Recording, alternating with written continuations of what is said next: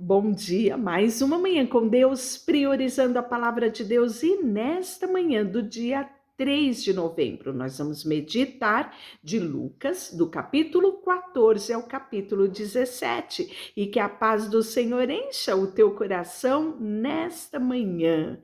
Capítulo 14 é a cura de um hidrópico. Somente Lucas relata esse episódio.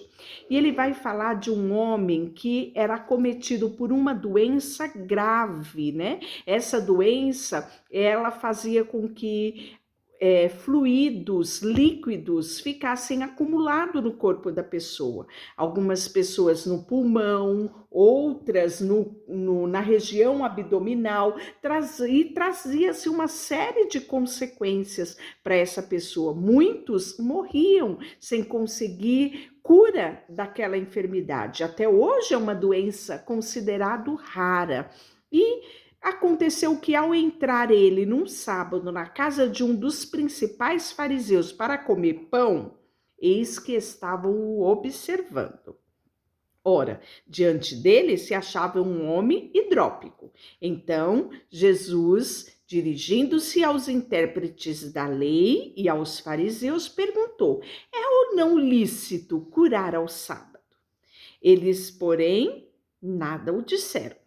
E tomando-o, curou e o despediu. E a seguir lhe perguntou: qual dentre vós, se o filho ou o boi cair no poço, não o tirará imediatamente? Ou, mesmo sendo dia de sábado? A isto nada puderam responder. Logo em seguida, reparando como os convidados escolhiam os lugares e os primeiros lugares, pôs-lhe uma parábola. Quando por alguém foste convidado para um casamento, não procures o primeiro lugar, para não suceder que, havendo um convidado mais digno do que tu, vindo aquele que te convidou, e também a ele te diga: dá o lugar a este, então irás envergonhado ocupar o último lugar. Pelo contrário, quando fores convidado, vai tomar o último lugar, para que quando vier o que te convidou te diga: amigo, estás sentado aí, venha mais para perto. Ser-te-á isto uma honra diante de todos os mais convidados. Pois todo o que se exalta será humilhado, e o que se humilha será exaltado.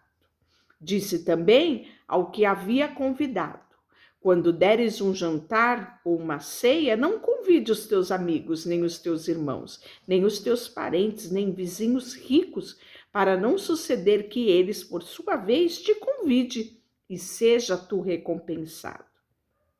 Antes, ao dares banquete, convida os pobres, aleijados, coxos, cegos, e serás bem-aventurado pelo fato de não terem eles com que te recompensar. E a tua recompensa, porém, tu a receberás na ressurreição dos justos. E aí vem a parábola da grande ceia.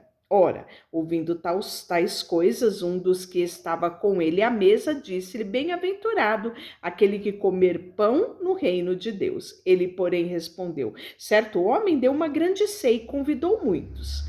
À hora da ceia, enviou o seu servo para avisar aos convidados: vinde, porque tudo já está preparado. Não obstante, todos, um a um, começaram a excusar-se. Disse o primeiro: comprei um campo e preciso ir vê-lo. Rogo-te que me tenhas por excusado. Ou seja, aceite a minha desculpa. O outro disse: comprei 5 juntas de boi, vou experimentá-la. Rogo que me tenhas por excusado.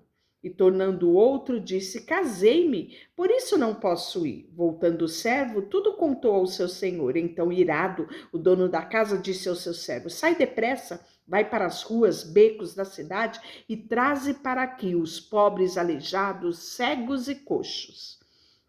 Depois lhe disse o servo: senhor, feito está como mandaste, e ainda há lugar.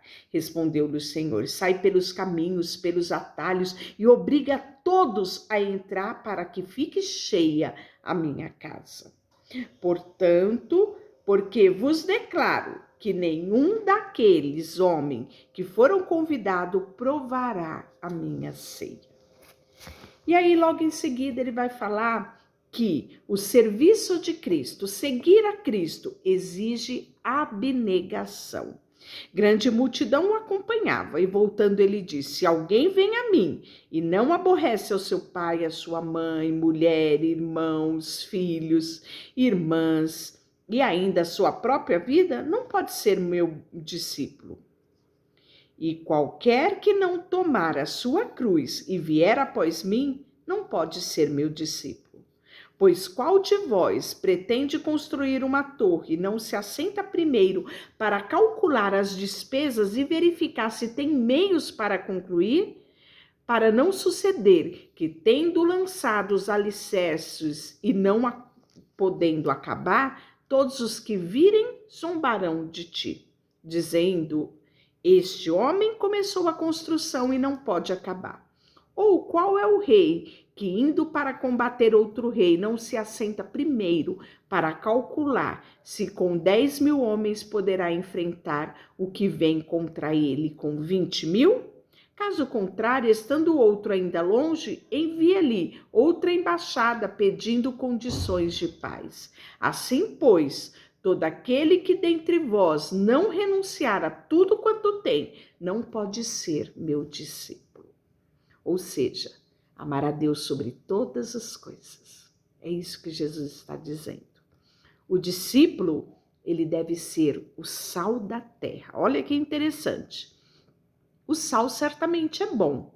Caso, porém, se torne insípido, como restaurar-lhe o sabor? Nem presta para a terra, nem mesmo para o monturo. Lança-no fora. Quem tem ouvidos para ouvir, ouça. E Jesus vai receber os pecadores, e aí nós vamos ver ele falar da parábola da ovelha perdida, né? Ele vai propor isso, falando que um homem tinha 100 ovelhas, e quando, né, ele perde uma delas, ele guarda as 99 e ele sai à procura daquela ovelha perdida, né? Ele vai na casa dos amigos, do vizinho, né? E ele vai pedir que se alegre com ele por achar a ovelha perdida. Logo em seguida, Jesus vai falar da parábola da dracma perdida, né? Dracma, normalmente as mulheres, as mulheres antigas, você vai ver isso, né, em filmes, elas têm como se fosse, né, uma joia aqui prendendo aos cabelos, né, aqui na cabeça, como uma tiara, né? E nessas tiaras tinha várias moedinhas, e aquilo, né, simbolizava, na verdade, quem era aquela mulher, né? E uma dessas mulheres, tendo 10 dracmas, se perder uma, ela acende a candeia, ela varre a casa, ela procura diligentemente até encontrá-la. E tendo achado, reúne as amigas, as vizinhas, dizendo: alegre-se comigo, porque achei a dracma que tinha perdido. Eu afirmo que de igual modo há júbilo diante dos anjos de Deus por um pecador que se arrepende. E ele vai falar a parábola do filho pródigo, né? Que é bem conhecida. Tendo um pai e 2 filhos, o mais novo pede parte da sua herança, pega todo o dinheiro e vai-se embora. Gasta tudo, dissolutamente, diz a palavra, até que ele se ver sem nada, fora do seu local de habitat, em outro lugar, em outro país, e ele procura emprego, dão a ele o emprego de cuidar de porcos, e ele, sabe, quer se alimentar com aquilo que os porcos comem. Tamanha foi, sabe, a depredação na vida daquele homem, tamanha destruição na vida daquele jovem. Ele para e ele pensa que os empregados do pai dele tinha casa, tinha comida, tinha trabalho, tinha dignidade. E ele, como filho, perdeu tudo. E ele resolve voltar para a casa do pai. E aí ele chega humildemente e diz ao pai: Pai, não sou digno de ser chamado teu filho, faze-me como um dos teus empregados, um dos teus súditos, um dos teus jornaleiros. E o pai diz: não.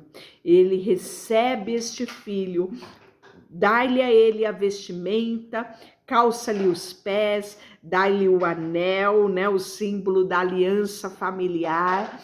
E aí nós vamos ver que ele dá uma grande festa dizendo, né, que o meu filho estava morto e reviveu, foi perdido e foi achado, né? Então Jesus fala dessa parábola também, e ele no capítulo 16 vai falar de outra parábola que é do administrador infiel. E aí nós vamos ver que logo em seguida Jesus vai reprovar os fariseus e ele vai dar-nos um exemplo a respeito do rico e do mendigo. Olha só. Ora, havia certo homem rico que vestia púrpura e de linho finíssimo, e que todos os dias se regalava esplendidamente. Havia também um certo mendigo chamado Lázaro, coberto de chagas, que jazia à porta do homem rico. Desejava alimentar-se das migalhas que caíam da mesa do rico, e até os cães vinham lamber-lhe as feridas. Aconteceu morrer o mendigo e ser levado pelos anjos ao seio de Abraão. E morreu também o rico e foi sepultado. No inferno, estando em tormento, levantou os olhos e viu de longe a Abraão e a Lázaro no seu seio. Então, chamando, disse: Pai Abraão, tem misericórdia de mim e manda que Lázaro molhe em água a ponta do seu dedo para refrescar minha língua, porque estou atormentado nessa chama. Disse-lhe, porém, Abraão: Filho, lembra-te que recebeste os teus bens em tua vida e Lázaro igualmente os males. Agora, porém, aqui ele está consolado e tu em tormentos. E aí esse homem rico pede para que dê ordem a anjos para ir falar isso lá para os parentes dele, para os amigos dele. E aí ele implora, né, pela casa paterna dele. E aí que ele tinha 5 irmãos. E aí ele fala, não, eles têm Moisés, têm os profetas, que eles devem ouvir, né? E se eles não conseguem ouvir aos vivos, quanto mais aos mortos, né? Então, Abraão, porém, respondeu: se não ouvem a Moisés e aos profetas, tampouco deixarão persuadir-se, ainda que ressuscite alguém dentre os mortos. Olha que aviso, não é, para nós? E aí, fala do 17, que é inevitável que se venham os escândalos, porque Jesus está falando sobre os tropeços da vida. Mas ele diz que ai daquele pelo qual se vem o escândalo, né? Melhor fora que lhe pendurasse no pescoço uma pedra de moinho e lhe atirasse no mar, para do que fazer tropeço a um dos seus pequeninos. E aí, logo em seguida, nós vamos ver quantas vezes devemos perdoar. Olha só, eu quero finalizar com essa mensagem de Jesus, que o perdão, ele é um estilo de vida. Perdoar não tem vezes, é sempre. Olha só, acautelai-vos. Se teu irmão pecar contra ti, repreenda-o. Se ele se arrepender, perdoa-lhe. Se por 7 vezes no dia pecar contra ti, e 7 vezes vier a ter contigo, dizes, estou arrependido, perdoa-lhe. Então disseram os apóstolos a Jesus: aumenta-nos a fé. Replicou-lhe o Senhor: se tiveres fé, como um grão de mostarda, darei a esta amoeira: arranca-te e transplanta-te no mar, e ela vos obedecerá. Qual de vós, tendo um servo ocupado na lavoura, ou em guardar o gado, lhe dirá que ele volte ao campo? Vens já e põe-te à mesa? E que antes não lhe diga: prepara-me a ceia, cinge-te e serve-me, enquanto eu como e bebo, depois comerá tu e beberás? porventura terá de agradecer ao servo, porque este fez o que havia ordenado? Assim também vós, depois de haveres feito quanto vos foi ordenado, dizei: somos servos inúteis, porque fazemos apenas o que deveríamos fazer. E aí ele vem na cura dos 10 leprosos. Para fechar hoje, 10 leprosos foram curados. E o texto fala que apenas um, e prostrou-se com o rosto em terra aos pés de Jesus, agradecendo. E este era samaritano. Então Jesus lhe perguntou: não eram 10 os que foram curados? Onde estão os 9? Não houve porventura quem voltasse para dar glória a Deus, senão este estrangeiro? E disse: levanta-te e vai, a tua fé te salvou. Deixa eu orar por você, Senhor, nesta manhã. Colocamos diante de Ti o nosso coração. Ajuda-nos todos os dias a fazermos da Tua palavra lâmpada para os nossos pés e luz para os nossos caminhos. Ajuda-nos a obedecer os Teus preceitos, a perdoarmos sempre e a buscarmos sempre a Tua vontade. Colocamos diante de Ti tudo o que temos e somos, em nome de Jesus. Amém. Deus te abençoe.